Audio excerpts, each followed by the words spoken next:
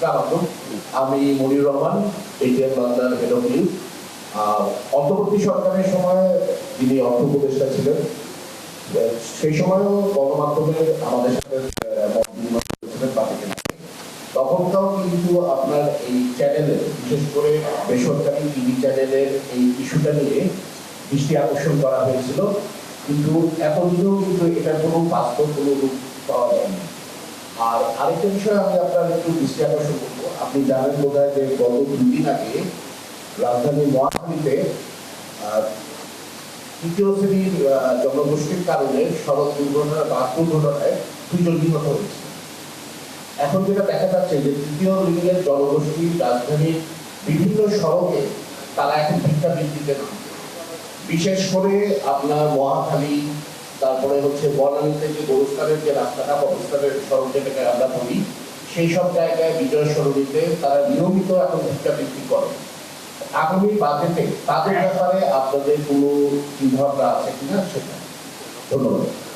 ধন্যবাদ। জি, আচ্ছা, আর যারা বলেছেন প্রকাশক লেখকদের ব্যাপারে আপনি যেটা রেজ করছেন, আমার মনে হয় এই জায়গাটা আমরা অ্যাড্রেস করতে পারি। হয়তো আমি চেয়ারম্যান সাহেবকে এটা একটু নোট নিতে বলছি। না, ঠিক আছে, আমরা দেখছি। এটা তথ্য মন্ত্রণালয়ের বিষয় তো ওখান থেকে আসতে হবে, এটা আমরা সরাসরি করতে পারবো। আমরা নোট করেছি পয়েন্টটা, আমরা will have consultation with the তথ্য মন্ত্রণালয়ের সাথে আমরা কনসালটেশন করে দেখব। But I am sympathise with your cause, আমি ওটা বুঝতে পারছি।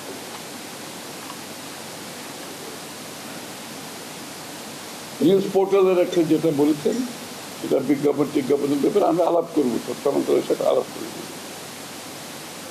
গভর্নমেন্ট শেয়ার বাজার তো আমার একটা ফেভারিট সাবজেক্ট, সুতরাং শেয়ার বাজারের যে বিষয়গুলো তুলেছেন, বাংলাদেশে শেয়ার বাজার ধ্বংস হওয়ার কারণে সবাই হাই স্ট্রিট ব্যাংক থেকে বড় করেছে, সবাই হাই স্ট্রিট ব্যাংকে গেছে।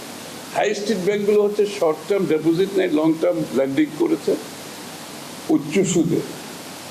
এটা একদিকে ব্যবসায়ীরা এত উচ্চ সুদে লোন নেওয়াটা লং টার্ম বড় প্রজেক্টে হয় না, তারা এটা নেওয়ার কথা ছিল শেয়ার বাজার, ক্যাপিটাল মার্কেট থেকে। আমাদের ক্যাপিটাল মার্কেট নাই এখন, যেটার জন্য একদিকে বিপদে পড়েছে হাই স্ট্রিট ব্যাংকগুলো, অন্যদিকে বিপদে পড়েছে ব্যবসায়ীরা।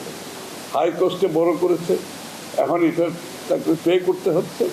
অন্যদিকে হাই স্ট্রিট ব্যাংকগুলো বিপদে পড়েছে, কারণ তারা রিপে করতে পারছে না। এই জন্য ক্যাপিটাল মার্কেটের উপর আমাদের বড় ধরনের প্রোগ্রাম আছে, একটু অপেক্ষা করেন, দুদিনের মধ্যে দেখতে পাবেন। এবং ক্যাপিটাল মার্কেটের টোটাল রিফর্ম আমরা আনছি, টোটাল রিফর্ম।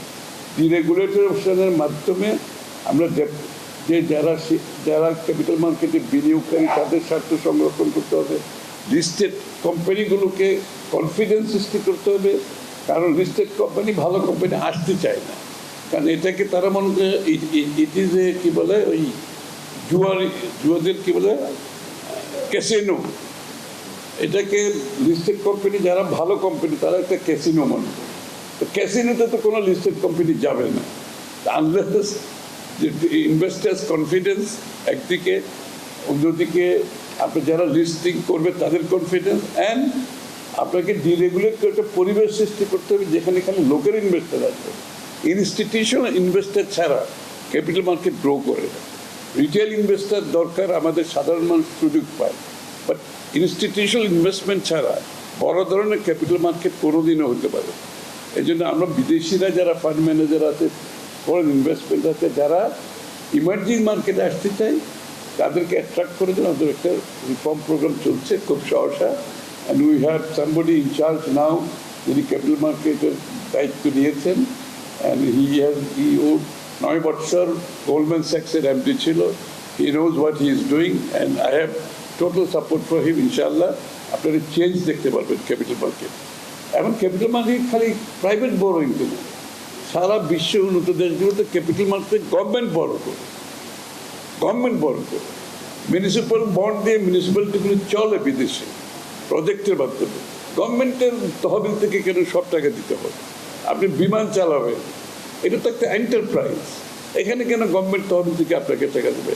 আপনি বিমান as a company should go to the market and বড়ো অ্যান্ড বাই বিমান। এইগুলো প্র্যাকটিসগুলো এখন পারতেছি না, কারণ এখন তো কর্তৃপক্ষ আমাদের ডেভেলপ করতে হচ্ছে।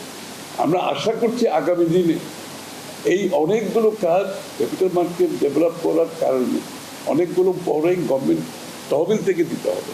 তাহলে গভর্নমেন্ট তহবিল খরচ করতে হবে অবকাঠামো ডেভেলপমেন্টের জন্য, সাধারণ মানুষের জন্য তাদের সুযোগ সুবিধার সৃষ্টি করার জন্য গভর্নমেন্ট তহবিলটা প্রায়োরিটিতে ওখানে থাকা উচিত। সুতরাং এই যে ইকোনমিক ম্যানেজমেন্টটা, যে বাজেটিং, এগুলো একটা নতুন কনসেপ্টের দিকে আমরা যাওয়ার চেষ্টা করছি, আপনাদের সহযোগিতা রাখবে। এই জন্য গভর্নমেন্ট শেয়ার অফলোড করার কথা বলেছেন আপনি, এটা আলোচনার বিষয়। গভর্নমেন্ট শেয়ার আসলে গভর্নমেন্ট কোনো ব্যবসা করে, গভর্নমেন্ট শেয়ার যে আছে এগুলো আগের থেকে গভর্নমেন্টের ব্যবসায়ীরা, শেয়ার তো থাকবে প্রাইভেট ইনস্টিটিউশনগুলো থাকবে, শেয়ার হোল্ডারদের কাছে থাকবে, গভর্নমেন্টের কাছে শেয়ার থাকার কথা। তো এটা আমরা না গট ইউর পয়েন্ট, এটা আমরা বিবেচনা করছি, কারণ সরকারের তো টাকারও প্রয়োজন আছে, তাই না?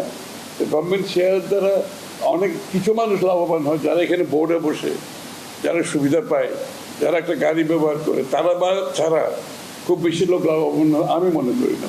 এটা আমরা বিবেচনা করছি।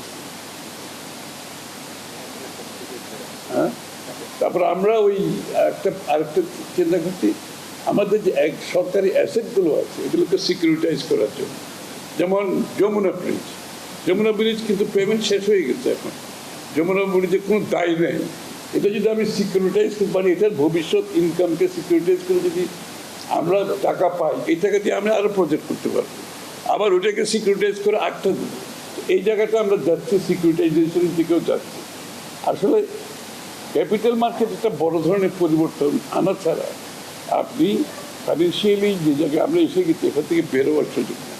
So we are approaching towards that. আপনারা সহযোগিতা করবেন, ইনশাআল্লাহ আমরা যাচ্ছি।